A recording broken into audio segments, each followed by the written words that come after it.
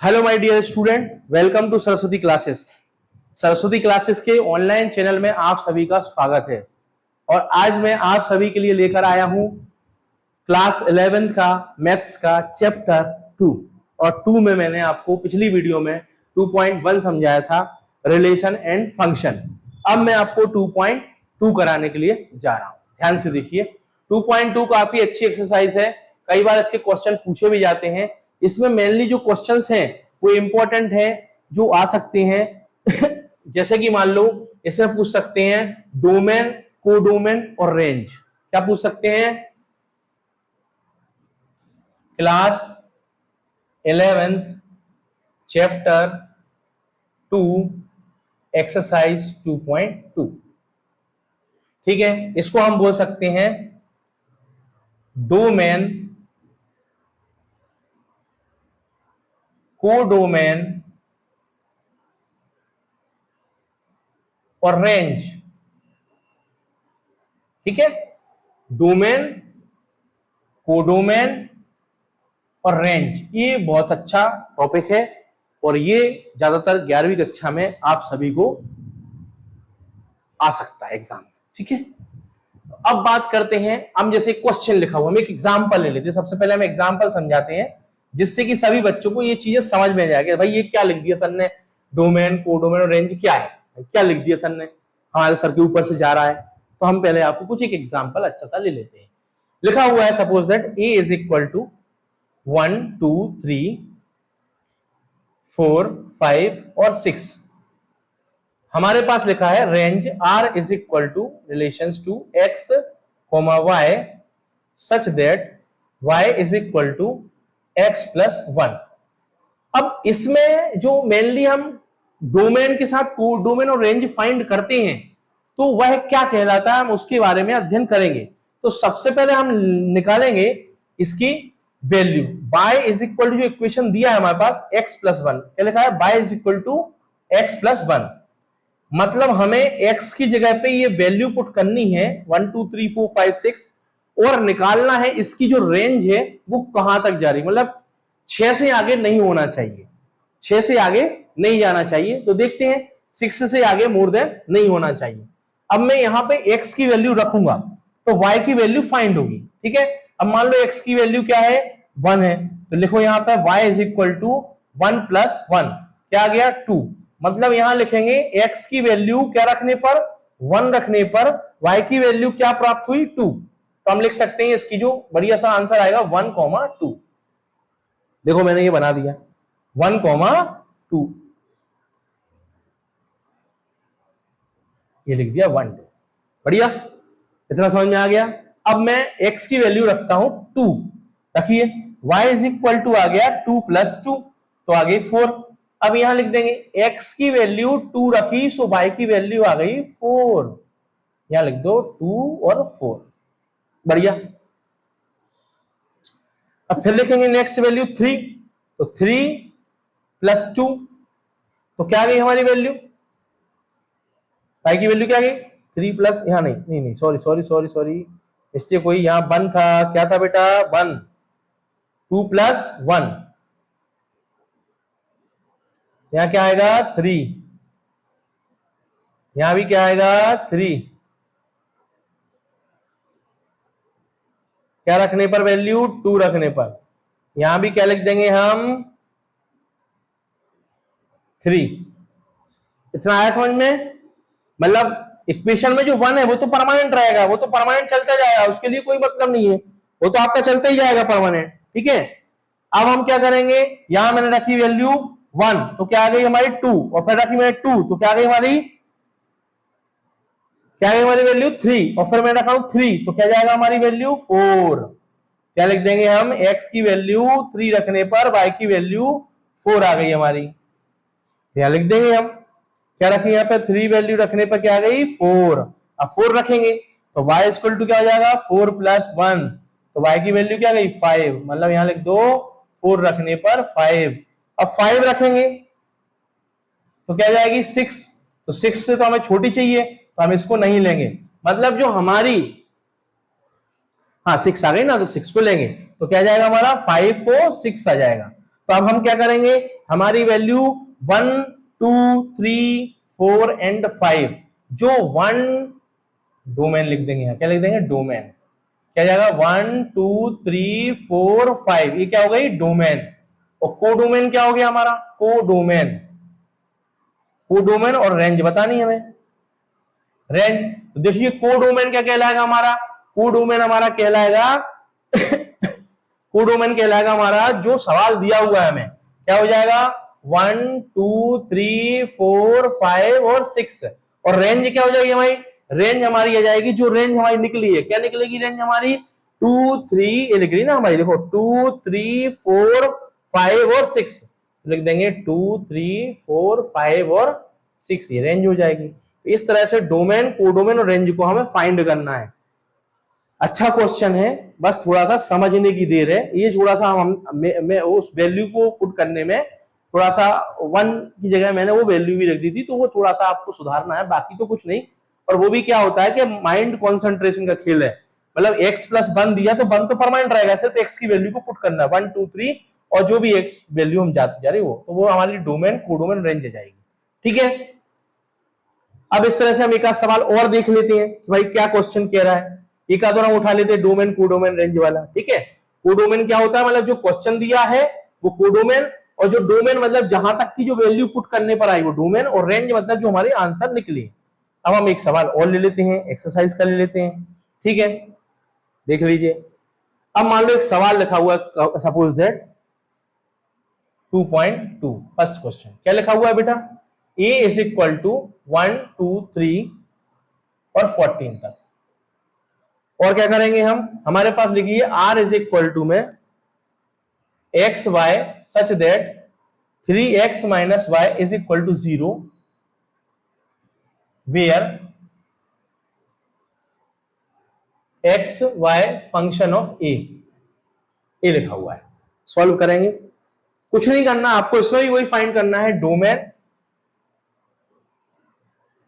Question mark, range question mark, और codomain तो दिया ही है आपको। क्या लिखी है, 1 2 3 और 14 तक।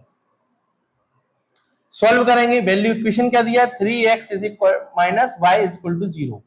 तो 3x इज इक्वल टू क्या हो जाएगा, y, प्लस का क्या हो जाएगा, माइनस का क्या हो जाएगा, प्लस। माइनस की संख्या की साइड चेंज हुई तो प्लस की हो गई। अब हम क्या करेंगे, अब हम करेंगे इसमें x की वैल्यू रखेंगे पहले 1, रेंज कहां तक जानी चाहिए, 14 तक, इससे ज्यादा नहीं जाना चाहिए। तो x इस 3 के साथ काय में है, इनटू में, तो इनटू होगा, प्लस होता तो प्लस होगा, माइनस होता तो माइनस होगा, सीधी सी बात है। तो हम वैल्यू पुट करेंगे, देखो जल्दी से, मैंने रखी 1, 3 इंटू 1 इज इक्वल टू क्या आ गया, 3, y की वैल्यू क्या आ गई 3, यहां लिखते जाएंगे साइड में कोष्टक ब्रैकेट बना के, मैंने x की वैल्यू 1 रखी तो y की वैल्यू 3 आ गई, आओ भैया। फिर मैंने रखी 2 तो क्या आ गई 6, y की वैल्यू, x की वैल्यू 2 रखी तो y की वैल्यू क्या आ गई 6 आ गई। फिर मैंने रखी 3 तो क्या जाएगी जल्दी बताओ, 3 परमानेंट चल रहा है, रखी वैल्यू 3 तो क्या आ जाएगी 9, तो y की वैल्यू 9 आ गई, 3 रखने पे क्या आ गई भैया रे 9। फिर रखी 4 तो 4 इंटू 3 क्या होगा 12, y की वैल्यू 12 आ गई, 4 रखने पे आ गई 12।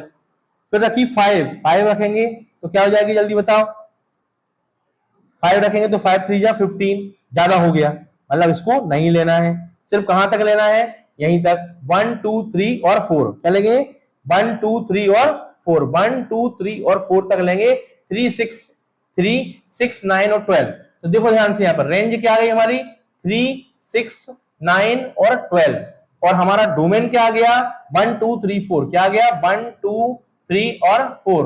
तो ये हो गया हमें डोमेन फाइंड, ये हो गया हमें रेंज फाइंड, और ये आ गया कोडोमेन। तो इस तरह से आपको सवाल इस चैप्टर में आ सकते हैं।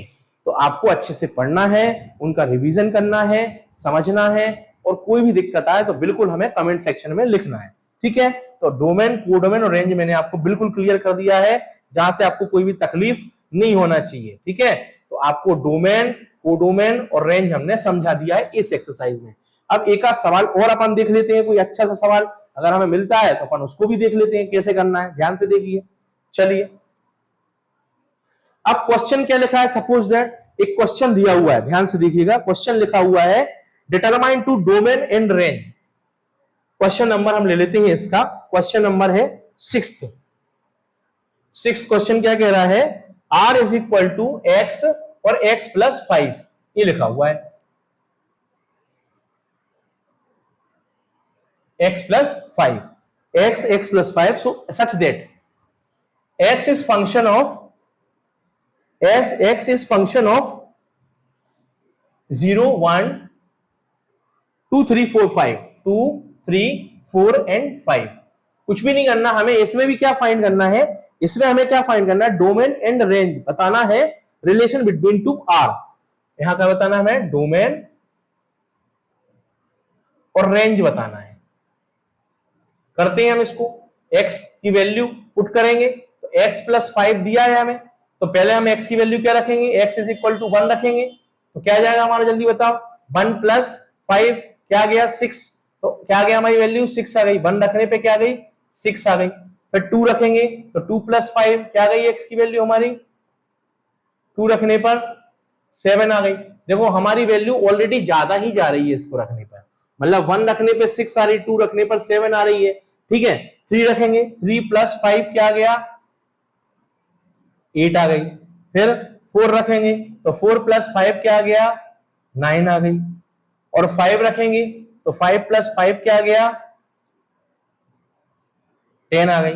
मतलब वैल्यू ऑलरेडी ज्यादा ही जा रही, तो हमारा इसका जो आंसर निकलेगा, देखो यहां तो वो ज्यादा निकल आई वैल्यू, तो इसको नहीं लेंगे हम, इन वैल्यू को नहीं लेंगे हम, किसको लेंगे इसको। तो डोमेन क्या जाएगी हमारी 1 और 2, और हमारी जो रेंज है वो क्या जाएगी हमारी 6 और 7। तो अब 6 7 तो ऑलरेडी इससे बाहर जा रही है, तो इसकी जो रेंज है वो नहीं लेंगे, 0 रखेंगे, 0 भी रख सकते हैं, 0 तो रखा नहीं, 0 प्लस 5 लेंगे तो क्या जाएगा हमारा 5, मतलब 5 ऑलरेडी दिया हुआ है तो 5 को हम ले सकते हैं। तो हम क्या लिखेंगे इसका आंसर, देखो ध्यान से, हम यहां आंसर लिखेंगे इसका डोमेन होगी 0 और रेंज होगी 5, तो ये आंसर हो जाएगा।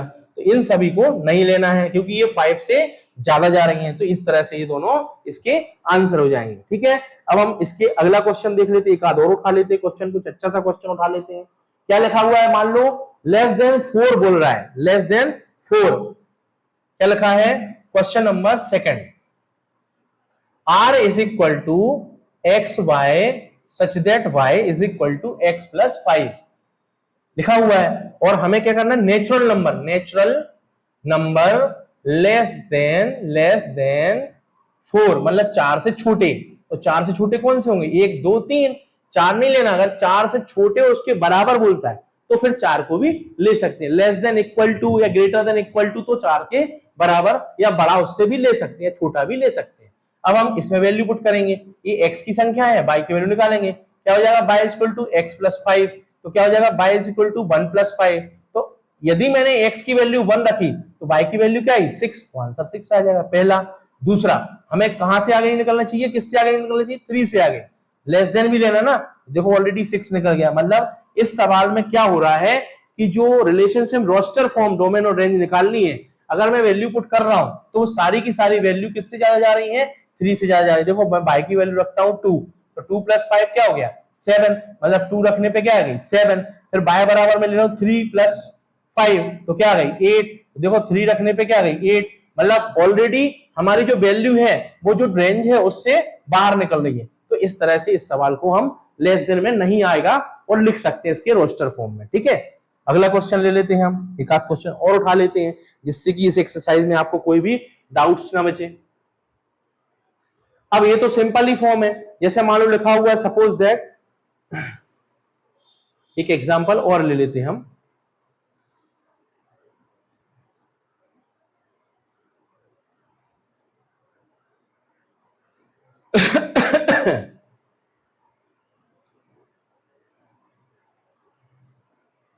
अब सपोज दैट लिखा हुआ है क्वेश्चन नंबर, मान लो मैं फिर से ले लेता हूं नेक्स्ट क्वेश्चन। क्वेश्चन लिखा हुआ है मान लो x is equal to 3 by -2, ठीक है। अब हमें वैल्यू पुट करनी है इसकी, यहां पे 1 2 3 और 4 और 5 ये लिखा हुआ है।